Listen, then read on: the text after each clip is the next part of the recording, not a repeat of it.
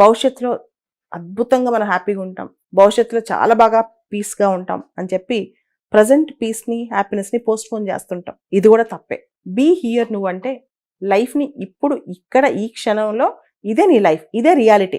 మిగతాదంతా రియాలిటీ కాదు. పాస్ట్ అంటే జరిగిపోయింది, ఫ్యూచర్ అంటే ఒక జరగబోతోందేమన్న ఒక హోప్. అంతేకాని రియాలిటీ ఎక్కడుందంటే ప్రజెంట్లోనే ఉంది. చాలామంది మనుషులు దీన్ని మిస్ అయిపోతారు.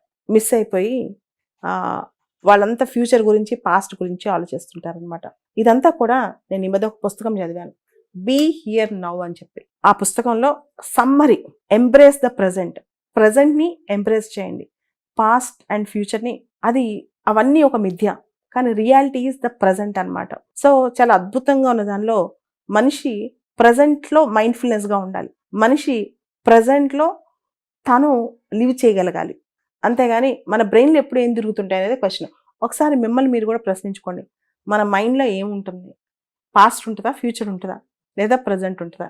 ఎప్పుడైతే మన మైండ్లో ఎక్కువ పాస్ట్ రీల్ అవుతూ ఉంటుందో, లేదా ఫ్యూచర్ గురించి ఎక్కువ థాట్స్ వస్తూ ఉంటాయో, ఫ్యూచర్ గురించి హోప్ ఉండొచ్చు కానీ ప్రజెంట్ని కోల్పోవద్దు. ఎందుకంటే ప్రతిరోజు ఏ రోజుకి ఆ రోజు ప్రజెంట్ అవుద్ది, భవిష్యత్తు ఫ్యూచర్ అవుతుంది. కాబట్టి ఎప్పటికప్పుడు మనం పోస్ట్ పోన్ చేసుకుంటూ ఉన్నాం అనుకోండి, అది ఎప్పటికీ మన హ్యాపీనెస్, పీస్ మన మనసులోకి రాదు.